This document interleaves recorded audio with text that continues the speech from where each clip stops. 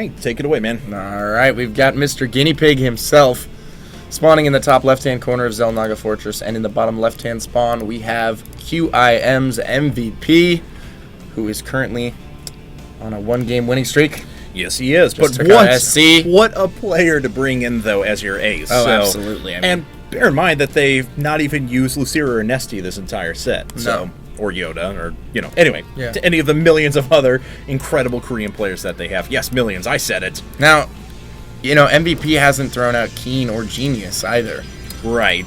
Throwing out Guinea Pig here, kind of interesting. Well, I mean, it seems very much like this is a snipe, that, he's going to have something that's very, very prepared because, well, I mean, let's be honest here. MVP is incredible at TVT.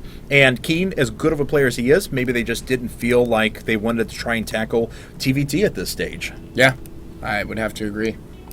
And, all right, so we're going to see what both players move into now. Xel'Naga Fortress is kind of an interesting map to pick as well for Guinea Pig, because it is a map that revolves around a lot of timing attacks and things like that. Hard to move into super macro mode. Very easy to have 3-base versus 3-base, but then you have to play a tug of war over on the non-taken main, which in this case is over by the 3 o'clock position. So tends not to lend itself to super long macro games, but you're usually going to have a lot of timing attack oriented play. And this is a map that is very, very good for Blink Stalkers as well. If you actually take a look at how much coverage there is, an area there, Blink Stalkers could be very powerful here. Yeah, they certainly could.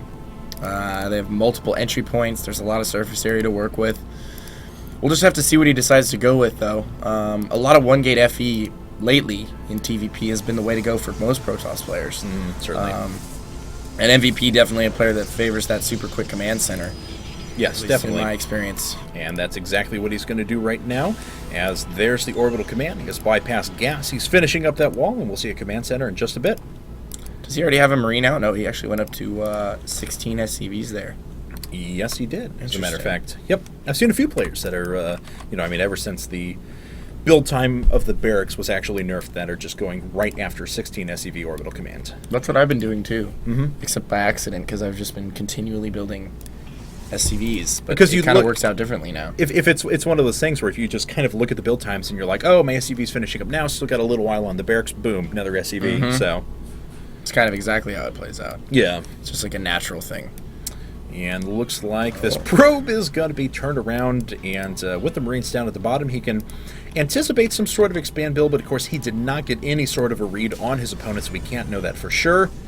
And take a look, we actually have double gas already out for Guinea Pig, and that's before any sort of second gate comes up. We do see a sentry for now, and we'll see if he wants to move into any tech or if it's just going to be a straight-up expand build. No, Robo coming up right after that. One gate Robo. Interesting. Blast from the past, haven't seen this in a while. Very old school kind of build. Well, you kind of alluded to the fact that he just didn't really get a beat on his opponent, so doesn't know exactly what he's up to. Gasless 4 racks here out of MVP. Another kind of blast from the past. So. Yeah, we've been seeing a lot of 3 racks and tech. Now insert all the jokes of like, LOL, these games are old. No, really, actually, these are only a couple of weeks old. And we're talking old as in like 4 months ago old, 4 or 5 months ago old, something like that. Yeah. Yeah, these games were not that old. But no. 4 racks expand, still a great build. I don't care what anybody says. It's a really powerful macro build. And you get out a ton of Marines. You have the option for early pressure and doing a ton of damage, and you can follow that up by taking a quick third. It's just really good all around. You stay on minerals for so long, and your infrastructure is so good. And when you want, you can transition out of it and just add 4 gas and just start getting your upgrades and start getting your add-ons. Oh yeah, certainly. I mean, it's a very progressive build that makes a lot of sense. And let's see here now, as Guinea Pig is going to have quite a few sentries, and with the relatively small ramp there, or one force field wide ramp is more what I was getting at, should be able to hold that for a while, going right into Immortal production. So 2-gate Robo with Immortal Sentry for now. And, I've got to admit, though, with good force fields, he'll be able to do a lot of damage, but Pure Marine out of MVP has high enough DPS that it can crush, with a favorable engagement, more Immortal Sentry. Oh, absolutely. Marines are great against both units. I mean, they're just outstanding against gateway units in general. But, you can run into the whole getting your army force fielded in half, Guardian Shield, plus Zealots right up against your Marines at the front. Can be pretty nasty. But he is going to get 2 bunkers here, so that's going to help a lot if he can get those bunkers up and running. Yeah, and certainly. look at him sending that weakened Marine around the side to scout. Actually splitting up his Marines right now, but just checking for proxy pylons, being very careful here. There is one down, though. Yeah, there or a is. forward pylon to warp in units, and great positioning there. Although, can he only get him 1 unit at a time? I'm not sure. I don't know if he can warp in on top of those I don't know about robots. that. Yeah, that's what I'm thinking as well. So, initially great positioning, but it doesn't look like maybe that's going to be able to warp in very quickly. And immediately, MVP just jumps right into the bunker. The Stalker going to start doing damage here to the supply depot. Oh, dear. With that Observer. That's very, very nice for GuineaPig. Oh, and look at that. MVP is actually very, very supply blocked. Oh, wow. So 2 depots on the way for him, and that really hurts. If he can get another Immortal over there, or maybe a few more Sentries, who knows? He might be able to do quite a bit of damage. And there's a couple of force fields going Interesting down. force field. 3 force choice. fields just to pick off a couple of Marines. Yeah, I don't know about that. Maybe pushing the SCVs off the bunker Yeah. and trying to kill it. Right. Just sequestering like 1 bunker at a time. Force fields right through here. Something Yeah, like that. yeah. Surprised he actually didn't do that. Or maybe just try and kill SCVs while they're repairing the bunker. That actually can hurt a Terran quite a bit. A lot of Protoss players don't really think about that. Yeah. If you don't take out the bunker, but you control fire 5 or 6 SCVs while they're repairing it, Yeah. you take minimal losses. It's a pretty good, it's a pretty significant hit to their eco, especially at this point in the game. But And let's see here, as MVP has pulled quite a bit off the line at the moment. He's falling a little bit behind in workers, but going for Ghost Academy as his tech of choice. And we do see the expansion down for GuineaPig now, and he is adding gateways quite a bit. Just a single forge at the moment, getting himself an armor upgrade. But he's done a pretty good job of pinning MVP in at the moment. But once those another supply ghosts depot start to going to go down hit, for him. yeah, and MVP lowers that in frustration. Yeah. And the supply depot is going to fall. MVP looks like he was going to take this opportunity to try and surround those forces, but he won't be able to catch up quite in time as Stim is not done yet. It's got to be annoying for MVP. I mean, he's such a great macro player, but he's continually being halted by his opponent here. With these depots getting picked off, he just has to continue to add 2 depots at a time. But, he's macroed out of this pretty well. Does drop a call down supply on one of his depots as well. Wants to just keep that macro going seamlessly, and I like that. We do have RoboBay coming up for GuineaPig now, but MVP is actually going to be able to hit an extremely powerful timing behind these ghosts. Yeah, he certainly is. He just needs to hit a few good EMPs, and then look how many units he has on the ground right now. I mean, it's ridiculous. Ton of Marines. Yeah, that is actually ridiculous, especially with the Stim and Combat Shield done. That actually represents a ton of damage output. Yeah, hopefully he hits before those Colossus are out. If GuineaPig can buy enough time to get a few Colossus out, I think he might be able to hold. It just really depends on how this next big battle goes. It's going to determine so much. And MVP sending out the Lone Marine. You have been selected for scouting duty. You shall not have died in vain. Stim to your forefathers. Oof. And he gets off like 2 shots on the Immortal. But he does see the nice spread of units, sees the unit composition pretty well. And it looks like MVP is confident enough to move in now. He's got those ghosts up in the front. He's got enough energy for EMPs. Needs to hit those sentries. Very nice split. No of the EMPs sentries go there. down. And there, finally, the EMPs hit. And He's actually waiting for everything to group up. And he does get all of the sentries. He actually hit Except for every one. sentry. So that was one that was just warped in, I think. Oh, really? Oh, no, it wasn't. It has 101. He did miss one. You are correct. But still. Yes. Yeah, I was so smart by him. I was like, why wouldn't he EMP there? But yeah. No, he was actually just waiting. And oh my god, he's doing so much damage here. Yeah, the Zealots are actually, some of them were trapped in the back and weren't able to make their way up. A lot of probes have fallen. The sentries are going to go down as well. There is finally a Colossus on the high ground, which is starting to turn these units back. But yeah, MVP, but MVP has done so much. 19 workers killed. He just shredded through the entire natural mineral line.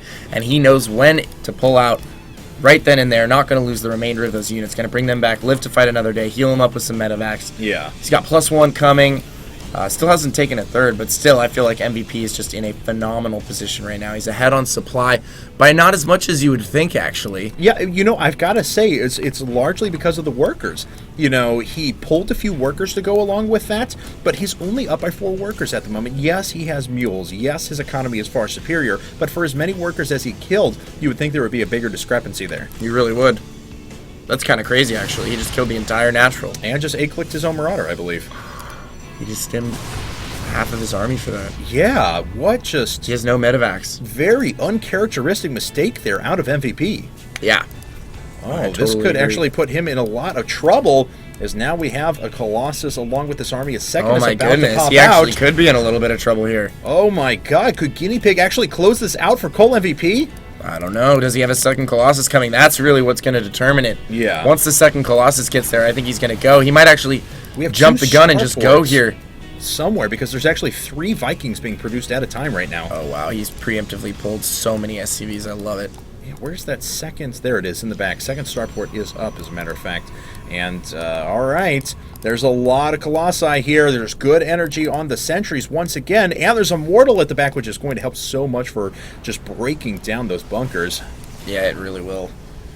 And Right. has that pylon up right outside the front door, so MVP, is worried about some kind of pressure. Yeah, he sends 3 Marauders up there to take that out. Will he get it? No, it doesn't look like he will. He has to move back now. Could just continue to move back and forth and keep doing damage to that pylon, but still not a great position for him to be in, as there's no real opportunity to expand out of this. GuineaPig, on the other hand, he's got pretty good control of the map. His tech looks great. He could very well take a third in a bit if he wanted to. Yeah, GuineaPig's certainly in a pretty good spot right now after that last engagement, which is weird because, I really thought that MVP coming out of that was going to be way ahead. Yeah, but definitely. he pulled quite a few SCVs and lost them in that fight. And even after killing those 19 probes, he only lost 7 SCVs that he pulled, and that's not including his scouts, so only 6. Yeah, exactly. So he must have been behind on macro, or GuineaPig was just getting greedy and spending a lot of chrono boost on his Nexus. Yeah, definitely. Nexi, whatever you There want were to no call them. warp-ins into the main. The infrastructure was not attacked. I mean, it was just straight up macro there. Is there like a universal standard on Nexuses, Nexi, Nexus? I have no idea. Colossus, I've got Colossus and Colossi. Colossi. Coloxin. That one I do use Coloxin. Multiple Coloxin on the field. I like that. I'm going to start using that now. Who knows? There's like so many different... Oh, and that crafty pylon does actually go down. MVP, though, a lot of these units are stimmed up quite a bit. Look at that. Only 1 medevac on the field right now for MVP at all. That's all he's got. Yeah. And he has a lot of... Oh, dear God. There's a couple more. Oh, no. Bring those back! Is he trying to force some... Ooh. Thought he was maybe trying Saved him, to get in there and try and draw some units away while he attacked through the front or something, but may have just ended up being a misrally there. Not really sure. Definitely a possibility. So many Vikings out for MVP right now. GuineaPig just does not want to expand. Templar Archive's coming up because he does have a lot of excess gas at the moment, so he'll be able to dump those into Templar. But no hint of an expansion out of either player quite yet. Yeah, this is just going to be 2 base, 200, 200. Yeah. They're going to smack into one another hard. Yes, and then it is going to be very difficult for one player to try and re-macro. Bam! There we go, third base.